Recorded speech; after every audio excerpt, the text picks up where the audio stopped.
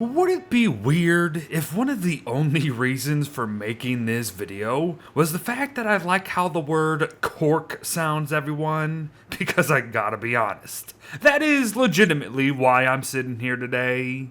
That said, however, cork is actually incredibly useful, believe it or not, and before this guide, I never truly appreciated just how much of a substitute it was for wood-based crafts. So perhaps there are actually more reasons to give it the spotlight at the end of the day. So from conquering the fog to negating pogs, cork is ready to work.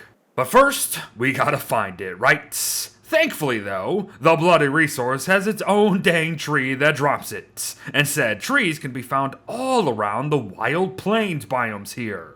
And wild plains are essentially the savannas of Don't Starve Hamlet, if you want to think about them like that, and they can be found on practically every single island in the game besides the one with the BFB nest, of course. So you should have no problem at all finding them early, and often, mind you. But can I just point out before we move on here, that I got a flippin' Tallbird Fortress to spawn on the BFB island for the very first time, and it was in a world used for a guide and not a frickin' playthrough? I mean, come on, game. Not cool. But I digress. What are these trees in question, actually? And what do they actually look like? Well, they are white and blue and are called claw palm trees. You got it? Good.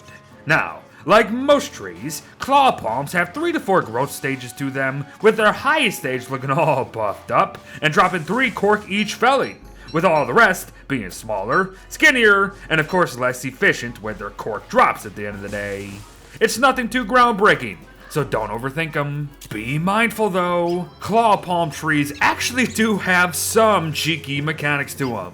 Like how you may have noticed that they don't actually drop any sapling to help us grow more of them once they're actually felled. And that's because we need to combine some cork and manure ourselves in order to refine our own claw palm saplings here. Now these saplings will take about a day to reach their first growth stage, and then of course it's going to take many more days for them to fully grow into a full claw palm. Make notes. However, another quote-unquote hidden mechanic of claw palms is that they can be peculiar. Now, while playing as Wagstaff here, it is very easy to tell whenever anything is peculiar in Don't Starve Hamlet. However, others will have to pay attention to the tree's color and the text seen when moving over them in order to tell the same thing. Oh, and you're also going to be needing a magnifying glass to even get anything out of a peculiar object, by the way. But dig up a peculiar claw palm stump, and you could be rewarded with oinks, gold, trinkets, totems, and more. Good stuff. But yes, it is time for cork crafts, and we begin with a pretty darn good one in the cork bat. Costing but 3 cork and 1 board at a science machine, mind you. The cork bat is a melee weapon that deals 51 damage per hit with a total of 20 uses. Not terrible considering just how dirt cheap it is, but there is an issue. A cork bat not only slows down our attack speeds in general, it also prevents us from moving for a brief time after we actually land a hit with it, which is obviously not great for avoiding potential damage at the end of the day. Still, if you keep that in mind and simply adjust how you fight, you should be okay.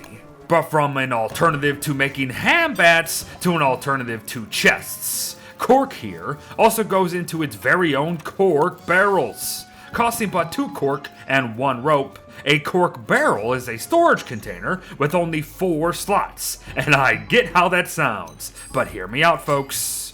You're not only saving loads of wood and not making chests that cost 3 boards each, you will also be protecting all the loot inside your barrels from these stupid things, pogs. For you see, pogs can rummage through most any type of container in this game, but not cork barrels, mind you. Your stuff is going to be safe and sound in cork barrels. So now I think you might be starting to see just how cork is going to fit into your gameplay loop.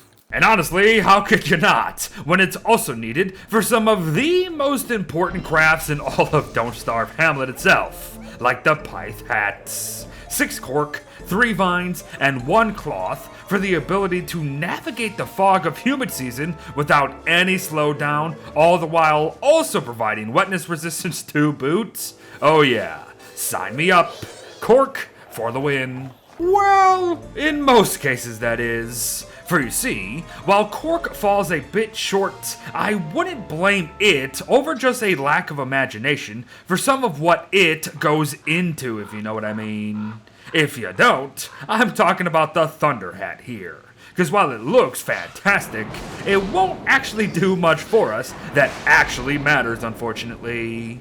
All the Thunder Hat does is allow for us to get struck by lightning 10 times and then it breaks. Yup, that's it. No special properties gained if and when we do get hit by lightning. No way to actually repair it to make sure that we can take more hits from lightning. Nothing. Shame, really. It's a neat concept with a cool craft, but other than that, garbage. Moving on, though, to the cork barrel canoe here. And once again, cork will serve as an alternative to wood, as we can choose to craft this very simple boat over a long raft that might have lower durability than a raft shore. However, not only do they both move at the exact same base speed as one another, the canoe can actually have boat attachments where the log raft cannot, easily making it not only the cheaper alternative when it comes to making it once and making it continuously mined, but also a more well-rounded nautical vessel in general.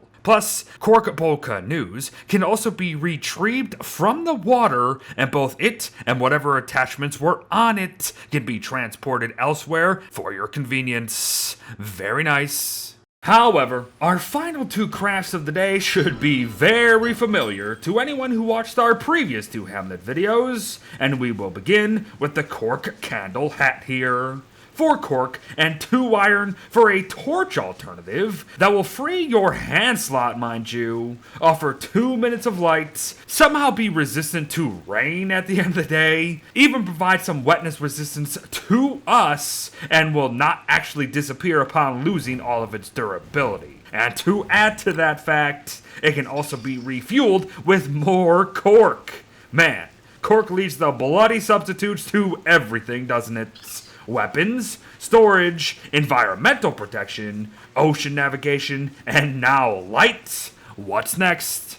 Oh, I don't know. How about some of the best frickin' armor in all of Don't Starve? Will that help you appreciate cork any more than you already should do?